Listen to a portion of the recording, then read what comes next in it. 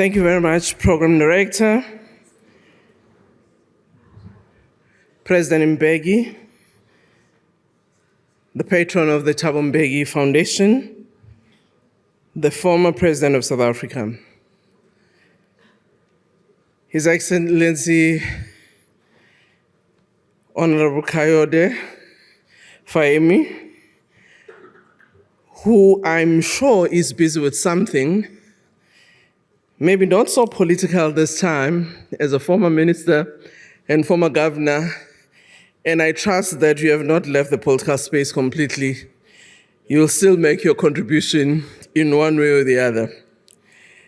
Our distinguished guests, our various panelists who have made presentations here, ladies and gentlemen, good evening. We gather at the third Cape Town conversation at a moment that feels decidedly different, a moment where the tectonic plates of global geopolitics are shifting beneath our feet. Decades ago, the rallying call of our struggle here in South Africa for liberation was simply yet profound: the people shall govern. Today, as we look out at a fractured world, we must ask ourselves, does this maxim hold true for the global community? As we meet to write a new page in our continuing efforts to give meaning to governance, we must ensure that indeed the people shall govern. We must make sure that it is not just a slogan that might have been formed during the time of national liberation movements, but the founding principle of a new, just multilateralism. We convene here, having started yesterday, in the immediate aftermath of the G20. And those of us who are here would remember that we've not just been on the sidelines, but we've been part of a process. We've had conversations here where we're looking at what should be the agenda of South Africa, taking on from Indonesia, India, Brazil to here. And through our collective work, we ensured that what we had produced would inform a number of thematic areas that actually had finally culminated to a declaration that had been adopted in Johannesburg. So we can say we have been part of the process of influencing the agenda, we as the people. And therefore, the declaration that have been adopted should not just be seen as a diplomatic communique, but rather as a victory for the Global South. It represents the perfect culmination of 4 years of tireless coordinated work. We've witnessed a passing of the baton from Indonesia to India, India to Brazil, and Brazil to South Africa, that has sought to alter the global agenda. For 4 years, the developing world has held the pen. We've seen a shift away from the concerns of a few towards the needs of many. This continuity of leadership has forced issues of poverty, inequality, and development onto the center stage. It has proven that when Global South works in partnership, we're able to shape the global agenda. However, we must be cautious. We know that history is littered with noble declarations that have gathered dust in archives of global summits. This brings me to the central challenge facing us as parliamentarians and public representatives. Chinua Achebe, in his classic work, Things Fall Apart, warned us of what happens when societies lose their cohesion and agency. He wrote, I quote, "Warriors will fight scribes for the control of your institutions. Your land will yield less and less. You shall learn ways of cheating, and you will poison the kola nuts. You serve your own friends. Yes, things will fall apart," close quote. To prevent things from falling apart in this new global order, we cannot leave the implementation of the G20 consensus solely to the scribes of diplomacy. The task of the Global South, and particularly of us, the public representatives, is to ensure that the progress made this weekend is not relegated to the pages of declarations. It must be made tangible.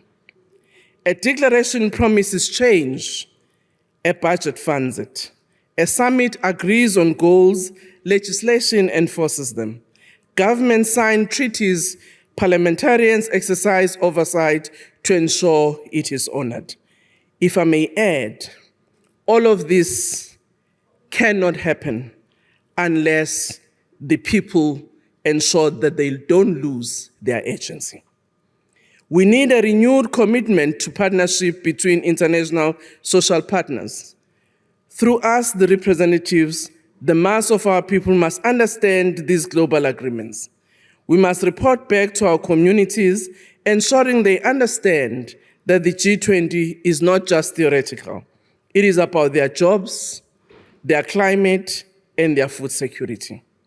We must demand and legislate a fairer and a just world. For too long, globalization has been viewed as the domain of global elites, a game played in ivory towers, while the grassroots suffer the consequences of decisions made without them.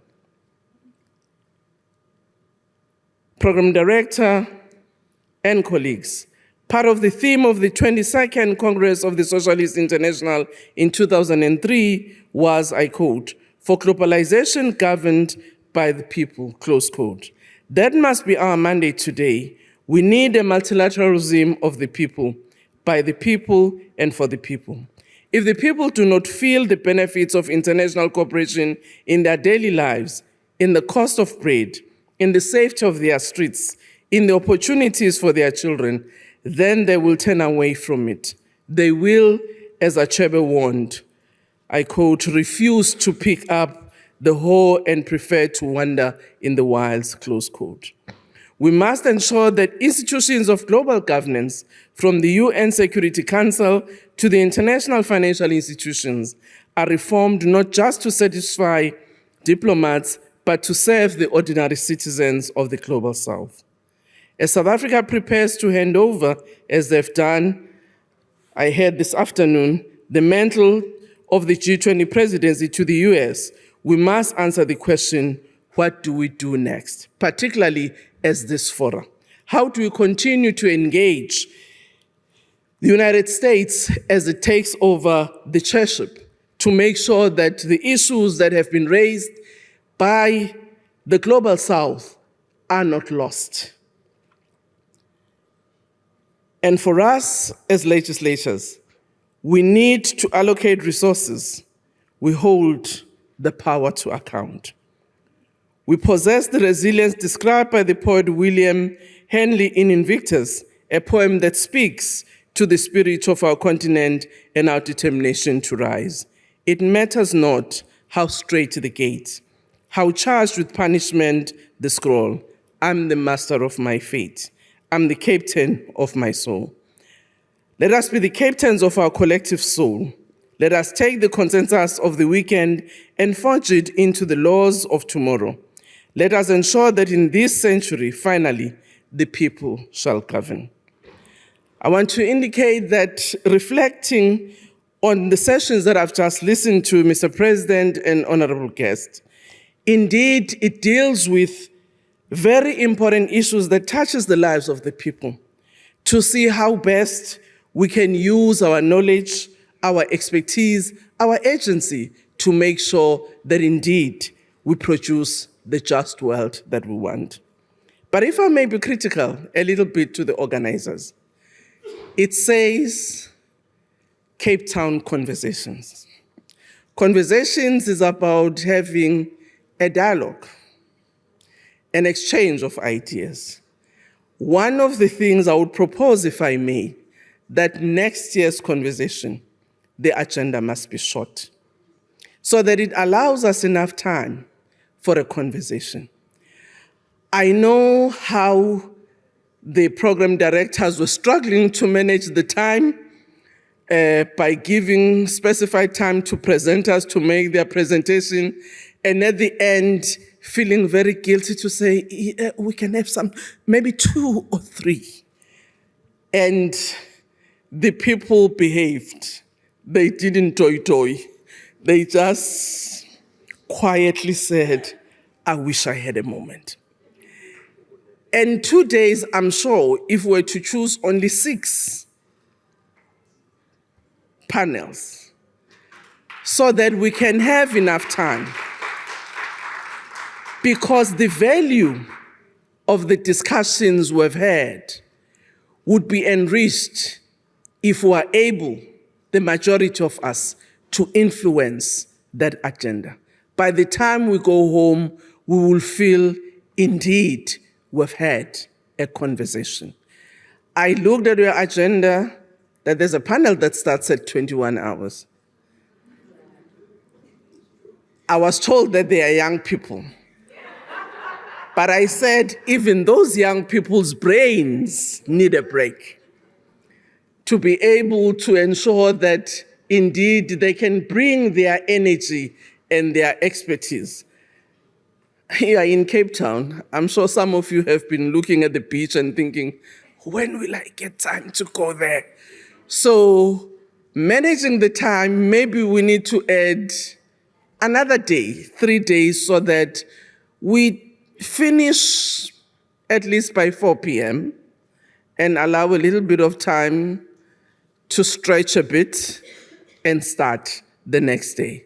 But otherwise, I have had a good moment being with you, building on the conversation that you had last time, which has had an impact, not only in terms of the government track, but also in the P20, the Speaker Summit that was held here in Cape Town in September, where we took some of the ideas that you shared with us in the beginning of the year.